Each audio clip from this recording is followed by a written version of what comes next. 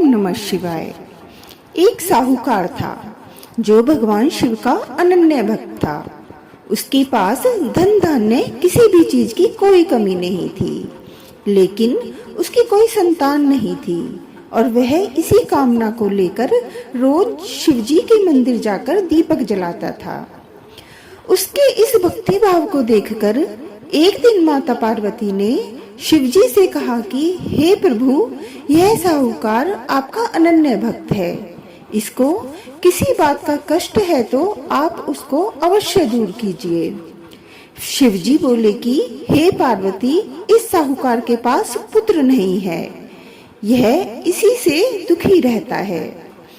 माता पार्वती कहती हैं कि हे ईश्वर, कृपा करके इसे पुत्र का वरदान दे दीजिए।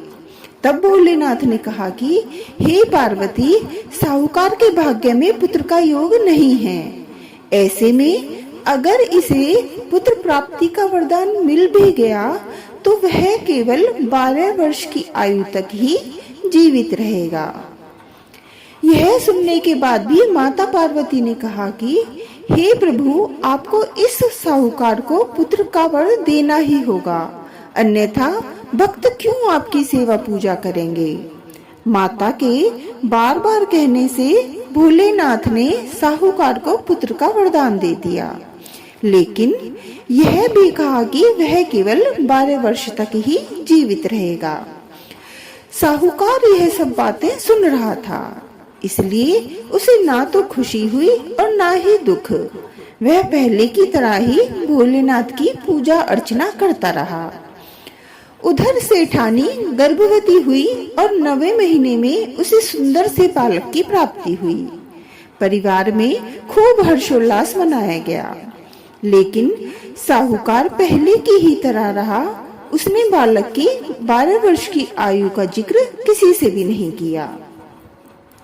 जब बालक 11 वर्ष की आयु हो गई तो एक दिन साहूकार की सेठानी ने बालक के विवाह के लिए कहा, तो साहूकार ने कहा वह अभी बालक को पढ़ने के लिए काशी जी भेजेगा।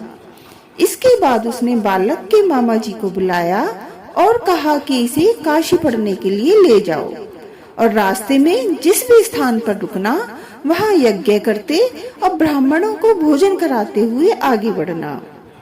उन्होंने भी इसी तरह करते हुए जा रहे थे कि रास्ते में एक राजकुमारी का विवाह था।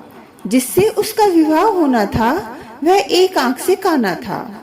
तो उसके पिता ने जब अति सुंदर साहूकार के बेटे को देखा तो उनके मन में आया कि क्यों ना इसी से ही घोड़ी पर बिठाकर शादी के सारे कार्य संपन्न करा लिए जाएं।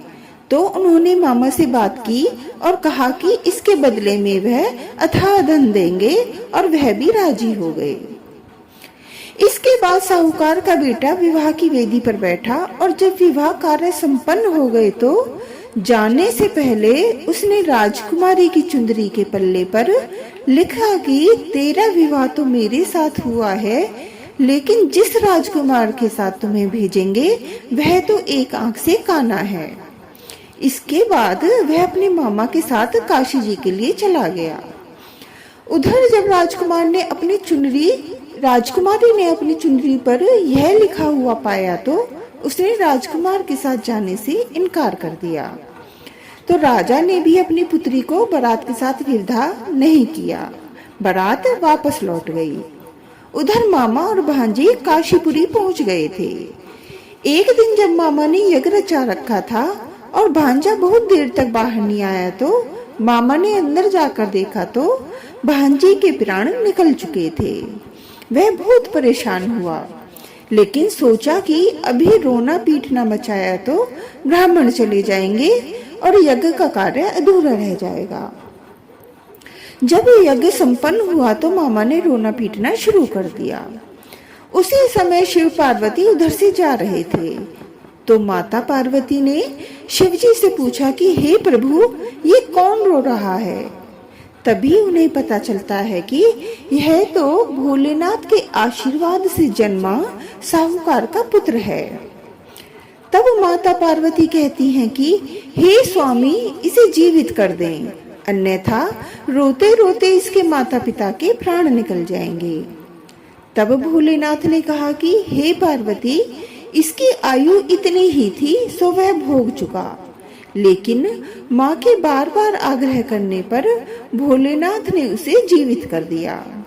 लड़का ओम नमः शिवाय करते हुए जी उठा और मामा भांजे दोनों ने ईश्वर को धन्यवाद दिया और अपनी नगरी की ओर लौटे। रास्ते में वही नगर पड़ा और राजकुमारी ने उन्हें पहचान लिया। तब राजा ने राजकुमारी को साहूकार के बेटे के साथ बहुत सारे धन धान्य के साथ विदा कर दिया। उधर साहूकार और उसकी पत्नी छत पर बैठे थे। उन्होंने यह प्रण कर रखा था कि यदि उनका पुत्र सकुशल न लौटा तो वे छत से कूदकर अपने प्राण त्याग देंगे।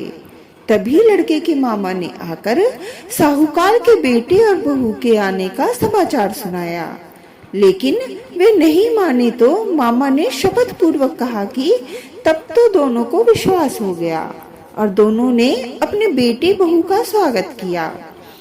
उसी रात साहूकार को स्वप्न में शिवजी ने दर्शन दिया और कहा कि तुम्हारे पूजन से मैं प्रसन्न हुआ।